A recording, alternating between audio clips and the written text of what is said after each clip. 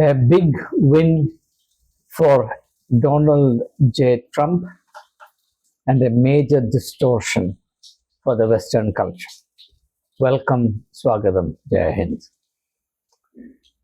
The NATO summit in The Hague has just ended.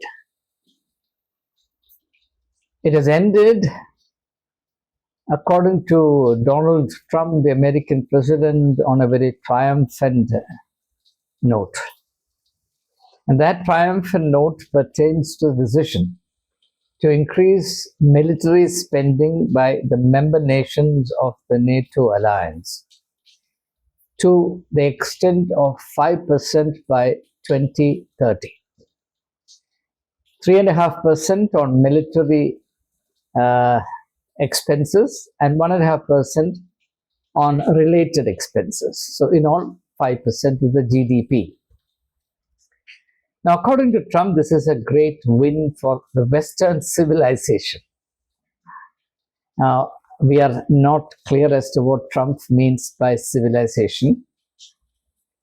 As far as people of his ilk are concerned, words have only such meanings as they are pleased to ascribe to them. But for the rest of us, the lesser mortals, language is also a shared equipment, and therefore there must be some kind of general agreement as to what a particular word, a phrase, an idiom means.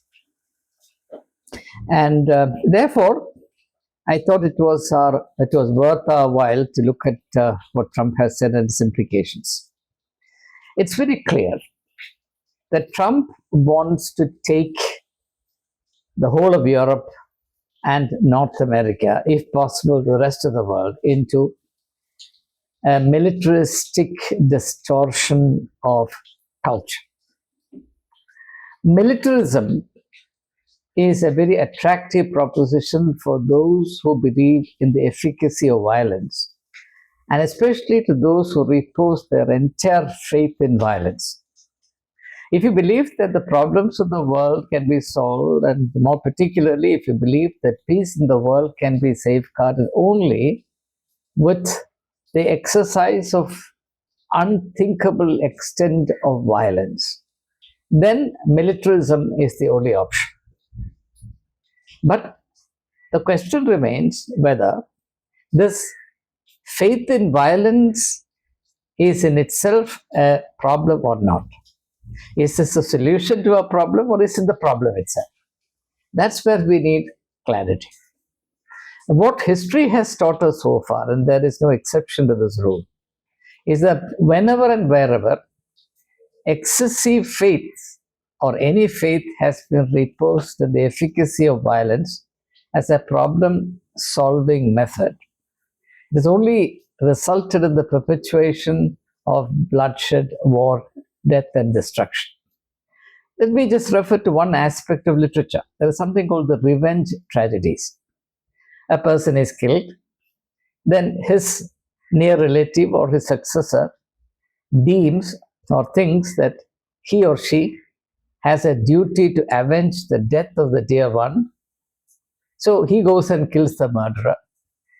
Now the avenger becomes the murderer, and the murderer's relative, son, daughter, or whatever, comes under the obligation, the sacred obligation, if you like, to bring justice to the assassinated one, and he goes and murders. So this perpetuates a unending chain of bloodshed. So this is actually the insight on which the whole tradition of revenge tragedies, you see that in England in the 17th century in particular, is based. So there is an awareness that violence breeds violence. And Jesus, of course, puts it very memorably when he says, "Put down the sword, he who takes a sword shall perish by it." And Shakespeare echoes it in his play Othello. So it's become part and parcel of the literary rigmarole of educated people all over the world. But it goes without saying that humanity, particularly the elite sections of every society, find it very difficult to renounce their faith in violence, because the special interests of the ruling socio-political economic elite can be supported, sustained, justified, and perpetuated only with violence, because this kind of entrenched privileges, which perpetuates inequality, which legitimizes injustice, which rationalizes the suppression and oppression of the less fortunate ones, or what Franz Fanon calls the wretched of the earth. All this is possible only if violence is turned into a cult. Cult is an irrational, a state in which irrational worship is accorded to something which actually doesn't merit it. So the cult of violence. Now the question remains, and this is a question that European and North American intellectuals will have to raise: is violence, or the cult of violence, the quintessence of the Western culture, as Donald J. Trump assumes it is? When he says that this excessive, unsustainable investment in creating a militaristic culture in the Western Hemisphere, Euro-American segment, is a great win for Western civilization, he is clearly implying, willy-nilly, whether he's aware of it or not, I don't know. But I can read things on the surface of it as it is articulated in public. He's clearly assuming that this total faith in the efficacy of violence is the quintessence of the Western culture. And therefore, any additional investment made into multiplying the extent of violence that the member nations of NATO, and NATO as a collective body or a confederation of nations, can inflict on others, becomes a proof of the greatness of the Western civilization. Now, I want to argue that this is a cause for worry for all of us. This spells a nightmarish project of interminable outbreaks of war and violence, and the possibility of the non-Western nations being crushed under the iron heels of the mighty nations of the West. I'm glad in this context that checks and balances seem to be emerging, and therefore, from a historical perspective, we consider it a very wholesome development that China is emerging as a counterpart or a counterbalancing force to America, and the axis developing between China and Russia, with other countries gravitating towards this axis, is a necessary development of the historical logic. So, this idea that greater and greater instances of or equipments or instruments of violence will prove the greatness of the Western culture is an idea that needs to be discredited completely. Now, what indeed is the strength or the essence of the Western culture? The Western man, the white man in particular, I'm not saying that everybody in the West is white, but in broad terms, let's say the white man has prided himself for centuries on the fact that he is the torchbearer of reason and high culture. The hallmark of high culture is reason. So the Enlightenment. So that is the insignia, that is a hallmark of the greatness of the Western culture. So if you ask people in the intellectual context, everybody in the Western context would say that the secret of the greatness of the West lies in the Enlightenment heritage, the heritage of enlightenment that the West can claim to itself, and they assume for whatever reasons that this enlightenment spread from the West to the non-Western or Afro-Asian countries, which itself is a questionable proposition, but let us stand as it is. Now, in one sense, during the colonial period, this was called the white man's burden, which itself was an excuse invented to dominate and colonize others. The reason why, for example, England wanted to colonize the non-Western countries like countries in Asia and Africa is not necessarily that they were greedy and they wanted to bleed other countries to their benefit. And the primary motive, according to them, was that they were under an obligation to carry the light of reason and high culture to the uncivilized people of the world, the countries and continents of darkness, foremost among which, according to the British or English imagination, was Congo, which was the heart of darkness. And as all of you know, Joseph Kosinski Conrad has written an immortal piece called The Heart of Darkness on the subject, which, of course, wherein he treats the subject in a most ironical manner. And this is not the time for me to go into the details of that very short novel, The Heart of Darkness. If you're interested, you can read it readily, freely available from the net. So, what happened to the Enlightenment heritage of the West? What happened to the civilizing influence that they boasted they were called upon by history to exercise over the rest of the world? What happened even to the founding vision of America as a nation, envisaged by the Pilgrim Fathers, the original founders of this great nation, as a city set on a hill, meant to give light unto the nations? Now, from that to the time of Donald Trump, America is set up not to give light to the rest of the world, but to give arms, death, and destruction to the rest of the world. Now, in saying this, I'm not being historically naive. I can understand the larger political, geopolitical context that exceeds. And as Charles Dickens would say, the principle that rules the world is do them if you don't want them to do you. Do them before they do you. That is, get a stranglehold on their neck before they get hold of your throat. Now, this takes me a long time back to the Athenian culture, to Aristotle. Aristotle said that Athenians must wage war for certain reasons. And I think he mentions 3 reasons. First is that we must become good fighters so that we are not conquered and enslaved by others. The second reason why we must fight is that some people are, some races, some peoples are good enough only to be slaves. And therefore, we have a duty to enslave them because they don't deserve anything better.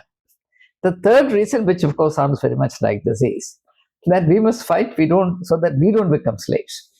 So basically, the idea that war is justifiable only because the person or the country, the power that launches the attack is culturally superior, and if that country does not fight, barbarians will overrun the country. And therefore, even Socrates, according to Socrates, the battle or the military skirmishes between the member cities of Greece, the Greek city-states, should not be called war. They could be called struggles between city-states. War, according to Socrates, a definition that Aristotle thoroughly endorses, war can only be waged between civilized people and barbarians. Therefore, if you decide to launch a war, by definition, you are the civilized person and the person you attack is a barbarian. And believe you me, this mindset has not left us. And therefore, every country that decides to unleash war, death, and violence on others assumes a high moral pedestal and tries to persuade the rest of the world that the country or the object of attack is a country of barbarians. Now you can see that this is true even in the most recent episode. America must attack Iran, because it is a country of mullahs, people who cannot think rationally. They are a threat to everyone. They are barbarians, and if the barbarians are not put in their place, they will overrun the rest of the world, and civilization itself will be ruined. Now, it is from this logic clearly that Trump says there is a great win for Western civilization, because by investing more and more into the military industry, the military industrial complex, by producing more and more destructive weapons, by remaining far ahead of the rest of the world in the art of destruction, spelling doom and despair for the rest of the country, they are striking a blow in favor of Western civilization. And what is civilization? A civilized country is one who wages war on barbarians. So if Trump or NATO, under the leadership of Trump, decides to wage war on any country, India, Africa, Sri Lanka, Russia, China, South Africa, Upper Brahma, Upper Brahma is not there. What is that? Somalia, Republic of Congo, whatever, South American country, name the countries you like.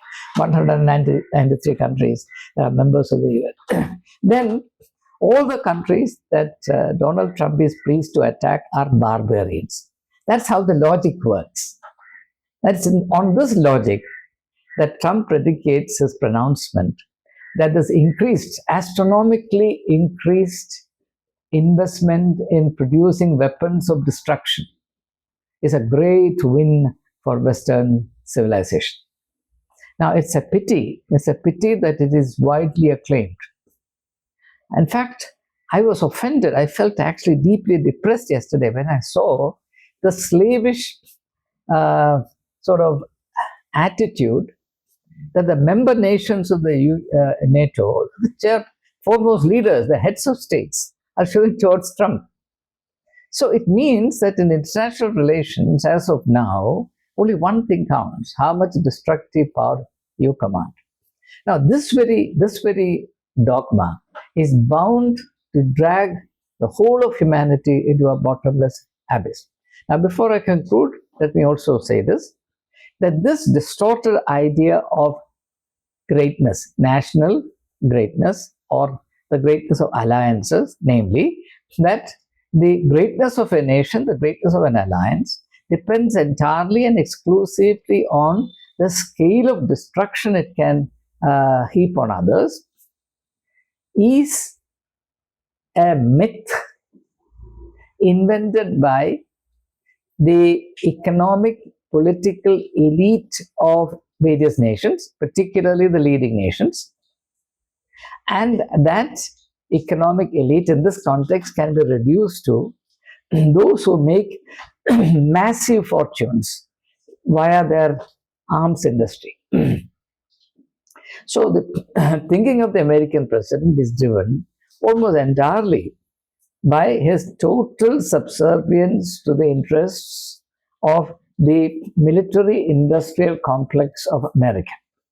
Now, he hails this as a very progressive step because, as he has repeatedly said in recent times, if the NATO member nations are to increase their fighting power, they have to necessarily acquire the top of the line arms produced by America.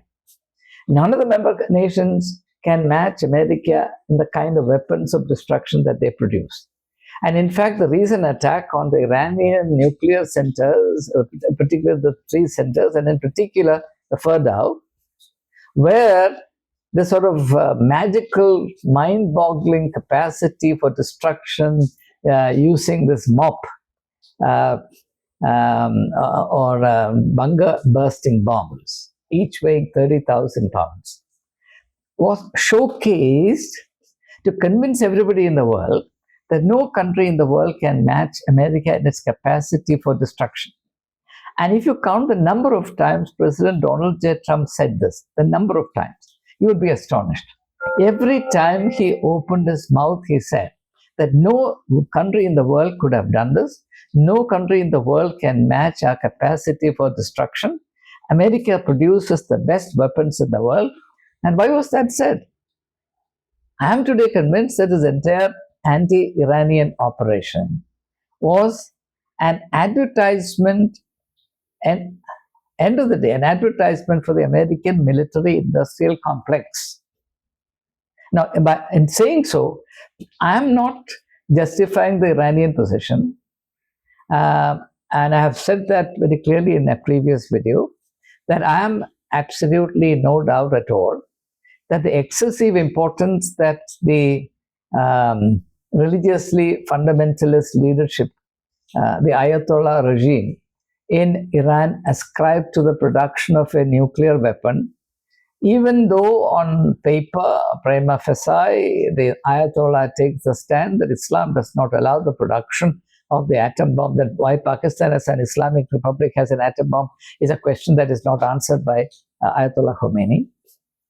So I'm totally convinced that Iran was hell-bent on making the atom bomb. I'm equally convinced that the only motive for making this atom bomb was the utter eradication of the Jews from the face of the earth, as has been publicly pronounced. And in order to commemorate this, there is a clock in Tehran which ticks down to the time that this great goal of eliminating, wiping out the Jews as a race from the face of the earth would be accomplished.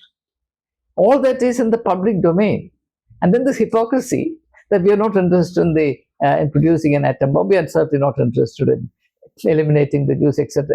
It's utter bunkum. So I'm not naive in this respect.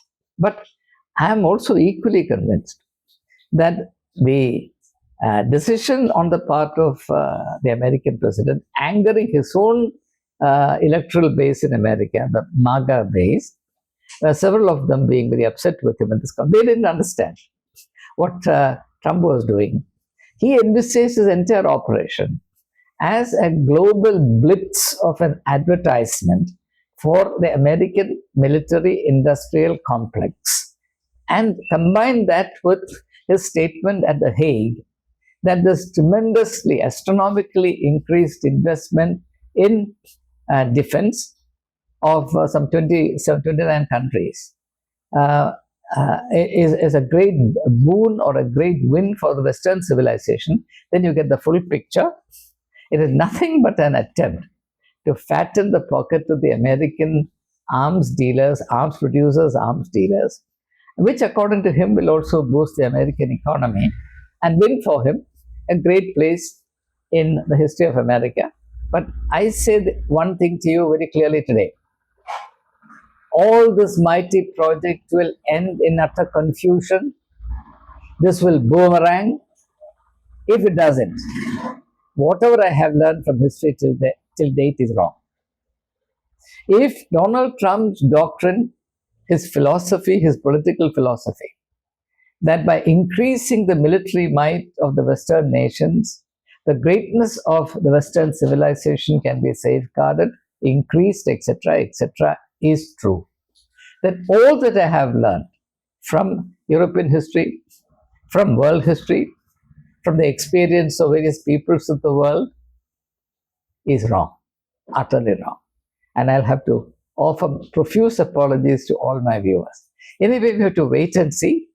I hope and pray that before it is too late, the people of America, at least some well-meaning people of America, would wake up to the dangers to which Donald Trump, following his very narrow, sort of materialistic, purblind policies, is dragging a great nation. This very soul of America today stands in danger of being corrupted. The American civilization is in danger. And time will prove that, unfortunately, I have to say this, time will prove that Donald Trump is the worst that has ever happened and the worst that could ever have happened to the people of America, the soul of America, the culture of America. And the Christian fundamentalist Christian factions in America that hail and worship Donald Trump as the savior of Christianity, they are the stupidest people in the world. And I pray that some sense would dawn on them and that they would be able to realize the horrible, the hideous mistake they're committing. Thank you. All the very, very best. As we say in India, Shanti, Shanti, Shanti, Shanti.